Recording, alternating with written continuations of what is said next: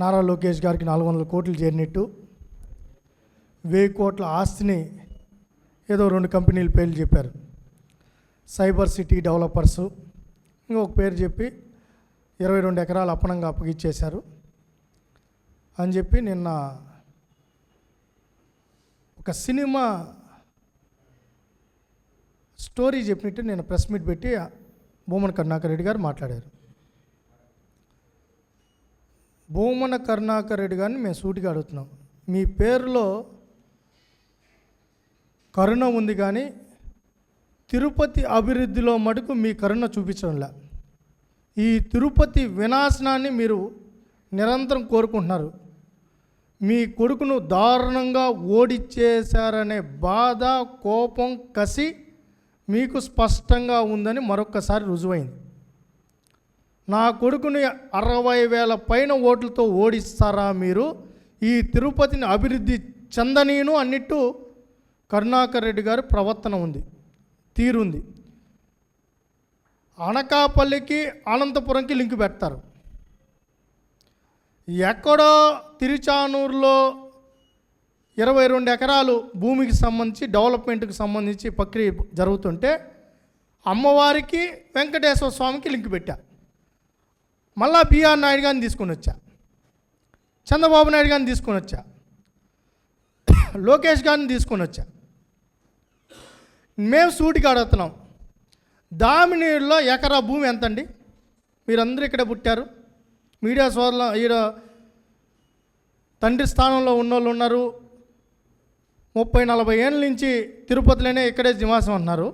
దామినీరులో highway రోడ్డుకి భూమి ఎంత? అక్కడ టూరిజం కేటాయించిన భూమి అక్కడ హైవే నుంచి 1 కిలోమీటర్ లోపల, అక్కడ ఎకరా భూమి ఎంత? ప్రభుత్వం వాల్యూ ప్రకారం చూస్తే 2,30,00,000 ఎంతో చెప్తున్నారు.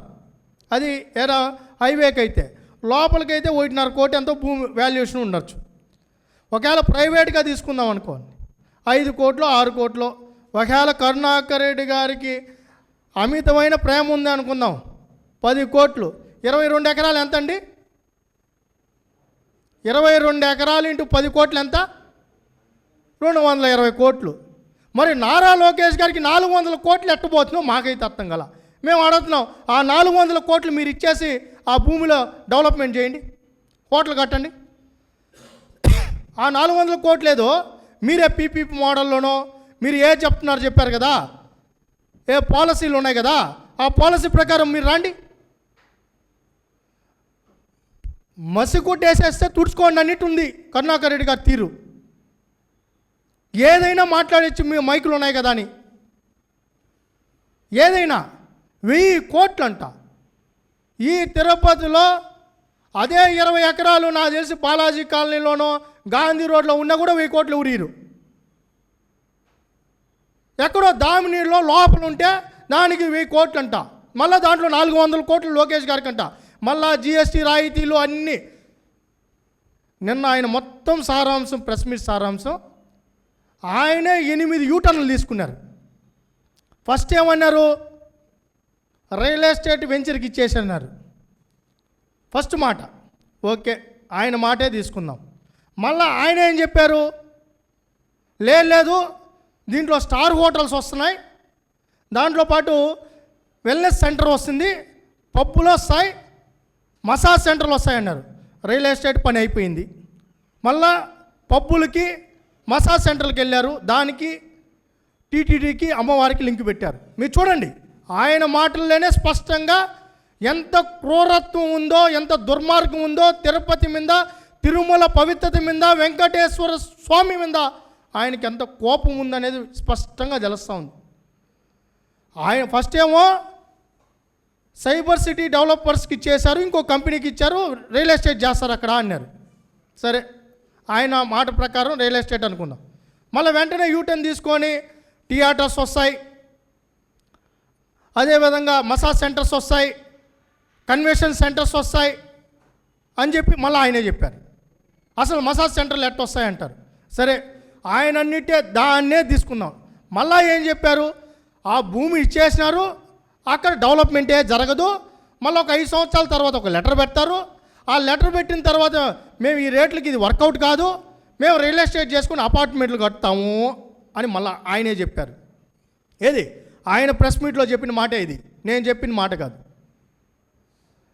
ఏది 5 సంవత్సరాల తర్వాత 10 సంవత్సరాల తర్వాత జరిగే ప్రక్రియను కూడా ఆయనే చెప్పేశారు కరుణాకర్ రెడ్డి గారు. మళ్ళా ఏం చెప్పారు, జిఎస్టీ 15 సంవత్సరాలు రాయితీ ఇచ్చారు, స్టాంప్ డ్యూటీకి ఇచ్చేశారు, దాంట్లో 400 కోట్లు లబ్ధి పొందారన్నారు. అయ్యా కరుణాకర్ రెడ్డి గారు, జిఎస్టీ జీవో ఏదైతే ఉందో జీవో నెంబర్ 11 మేమిచ్చింది కాదు, 2020లో మీ ముఖ్యమంత్రిగా పనిచేసిన పులివెందుల ఎమ్మెల్యే జగన్మోహన్ రెడ్డి గారి ప్రభుత్వంలో ఇచ్చిన జీవో.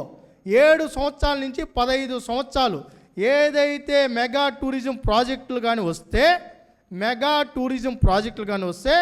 100% జిఎస్టీ రాయితీ ఇవ్వాలని చెప్పి నిర్ణయం తీసుకునింది మీ ప్రభుత్వంలో, మేము కాదు. దాని ప్రకారమే ఫాలో అయ్యారు. Duties and registration fees 100% reimbursement మేమిచ్చింది కాదు. జీవో నెంబర్ 11 మీరు ఒక్కసారి నెట్లో కొట్టి చూసుకోండి. మసి కొట్టేసేస్తే తుడుచుకుంటాం అనుకుంటున్నారేమో. ఇప్పుడు ఇది ఏఐ ఎక్కడున్నా వదిలిపెట్టదుగా. మనం అబద్ధాలు చెప్పచ్చు, వాస్తవాలు మభ్యపెట్టలేంగా. Please subscribe to Leo news for more videos.